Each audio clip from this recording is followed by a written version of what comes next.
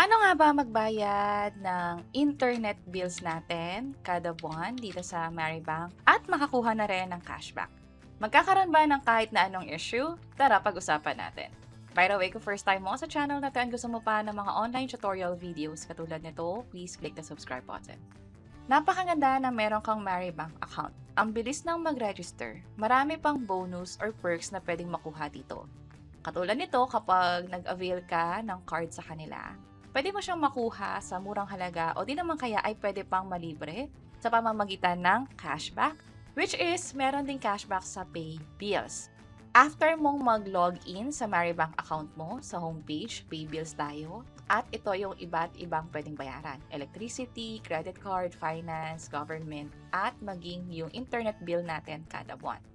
Sa katunayan, nakapagbayad na ako and hindi siya nagkaroon ng kahit na anong issue, na-save pa siya dito. So kung mapapansin nyo, kapag nagbayad kayo ng bill dito, automatically masasave siya dito sa recent or pwede nyong ilagay siya sa favorite. Para kapag next time gusto nyo magbayad, pwede gamit ang Maribank. Kung first time, piliin natin yung categories or i-type dito yung biller. Try muna natin yung categories itong table. Makikita nyo na dito yung iba't ibang mga provider. Let's say, try natin yung sa Converge. Ang hinihingi ay yung subscriber account number, maging subscriber account name, also yung amount. So, lagay nyo lang dito yung account number ninyo, and then kung kanino nakapangalan, at yung amount na din. Let's say, nasa 2,000 pesos. Pero kung iba naman yung provider ninyo, try natin yung sa Globe at Home. Ang hihingi naman niya ay yung 9-digit account number, account name, maging yung amount na din. So, kung mapapansin ninyo, ang hinihingi dito ay yung mga details din na na-receive natin doon sa bill, katulad ng account number or reference number. Para sa Smart, ang hihingin naman niya ay yung cellphone number or service reference number, maging yung 10-digit account number.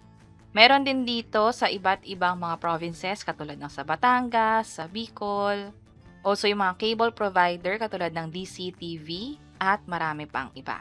So, ang gagawin natin ay yung sa PLDT. Pwede nyo nga palang i-type dito yung biller name. Halimbawa, ito, PLDT. Tap ko yan. At ang ilalagay ay account number din, maging yung 2-digit area code or telephone number. Next naman ay yung amount. So, nakumpleto ko na. Tap ko yung done, tap ko yung continue, and then makikita ninyo na pwede nang i-review yung mga information. I-make sure na tama yung mga details para nga naman hindi magkaroon ng kahit na anong issue. Hindi kasi magiging liable yung Maribank just in case na nakapagbayad tayo sa maling account number. So, tap ko tong pay bill. And right away, nakuha ko na yung 5 pesos. By the way, bago to, kailangan nyo siyang i-approve gamit yung PIN code niyo or yung biometrics kung na-enable nyo yon. After nga mo approve, nakuha ko na kaagad yung cashback. And itong cashback ay depende kung kailan nyo ito pinapanood. Sa ngayon kasi, merong bonus na ina-offer sa future, especially by the time na pinapanood nyo to, baka mamaya wala na, or baka mamaya mag-iba naman yung price or iba yung bonus na ibibigay nila. Tap ko tong share. And then, pwede itong i-share. Let's say, gusto nyo ipadala sa kasama nyo sa bahay as proof na nagbayad na nga kayo. And kapag chinek nyo yung transaction history, pwede nyo i-double check kung nakuha nyo ba talaga yung bonus. And for this case, nakuha ko nga siya 5 pesos. At ang kagandahan yan, sinabay ko na yung sa Meralco or ibang biller at nakakuha rin ako ng 5 pesos para dyan.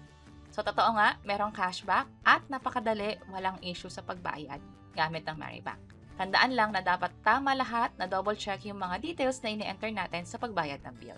At sana nakatulong tong video na to. Kung oo, pakiclick ang like button at para sa iba't ibang mga tutorial videos, pwede nyo i-check yung mga nasa baba. Sana makatulong. See you sa next videos.